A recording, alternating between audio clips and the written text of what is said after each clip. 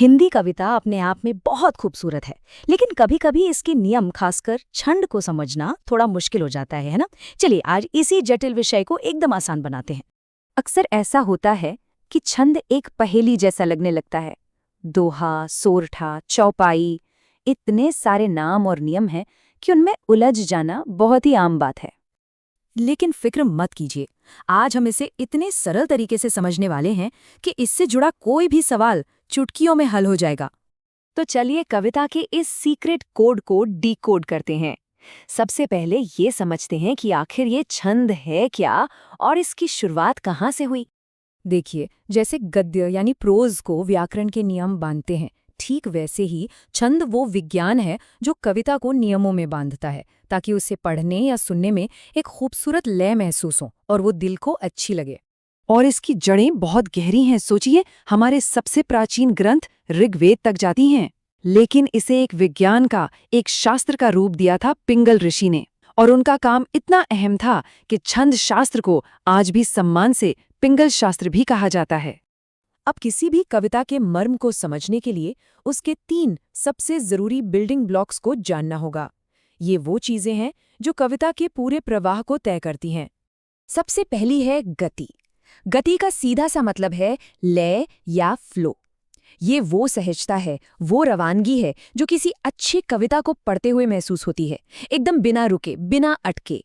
और उसी बहाव के बीच जब कवि हमें सांस लेने के लिए या किसी खास शब्द पर जोर देने के लिए एक पल को रोकता है, उसे कहते हैं यति। ये कविता में एक छोटा सा मगर बहुत जरूरी ठहराव है। और तीसरा है तुक। अरे ये तो हम सब जानते हैं, ये है राइमिंग। जब पंक्तियों के आखिरी शब्दों की आवाज एक जैसी होती है तो एक संगीत सा पैदा होता है, वही तुक है। अब आता है वो राज जिस पर पूरा छंद शास्त्र टिका हुआ है। देखिए, सारा खेल सिर्फ 2 तरह की मात्राओं की गिनती का है। एक है लघु यानी छोटी मात्रा, जिसे हम 1 गिनते हैं, और दूसरी है गुरु यानी लंबी मात्रा, जिसे हम 2 गिनते हैं। बस इतना ही।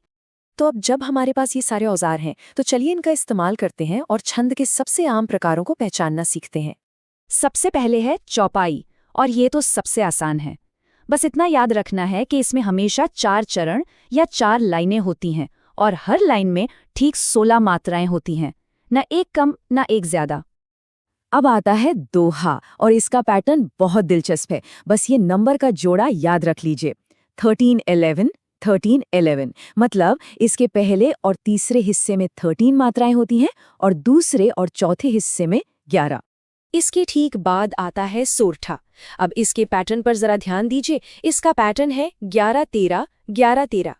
कुछ ध्यान आया? जी हाँ, सोरठा असल में दोहा का एकदम उल्टा है। अगर आपको दोहा याद है, मतलब 13-11, तो सोरठा अपने आप याद हो गया, 11-13। परीक्षाओं में ये सवाल अक्सर घुमाकर पूछा जाता है। अच्छा, अब जब हम ये बेसिक बातें समझ गए हैं, तो चलिए कुछ थोड़ी मुश्किल संरचनाओं को देखते हैं। पर मजे की बात यह है कि ये भी उन्हीं मीटरों का एक दिलचस्प कॉम्बिनेशन है जिन्हें हम अभी-अभी सीख चुके हैं। जैसे कि कुंडलियां। ये सुनने में भले ही मुश्किल लगे, पर इसका एक सीधा साधा फॉर्मूला है। एक दोहा लीजिए, उसमें एक रोला जोड़ दीजिए और बस बन गई कुंडलियां। और कुंडलियां को पहचानने के 2 पक्के निशान हैं। पहला, इसमें हमेशा 6 पंक्तियां होती हैं, और दूसरा, जो सबसे बड़ा सुराग है, वो ये कि ये जिस शब्द से शुरू होती है, ठीक उसी शब्द पर खत्म भी होती है। चलिए कुछ और जरूरी मीटर पर भी एक नजर डाल लेते हैं। रोला को उसकी 24 मात्राओं से पहचानिए। बरवै का एक बहुत ही अनोखा 12-7 का पैटर्न होता है, और हरिगीतिका, इसे याद रखिए क्योंकि इसमें सबसे ज्यादा यानी 28 मात्राएं होती हैं। तो थ्योरी तो हो गई, अब देखते हैं कि इन सब बातों में कितनी महारत हासिल हुई है। तैयार हैं एक छोटी सी चुनौती के लिए? जरा याद कीजिए, वो कौन सी खास बनावट थी जिसकी हमने अभी-अभी बात की? बिल्कुल सही, वो कुंडलिया ही है।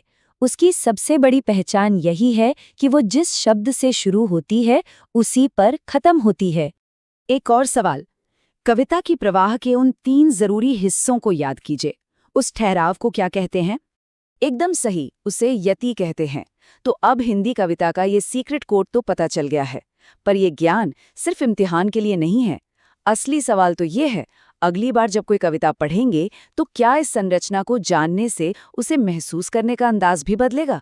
सोचिएगा जरूर।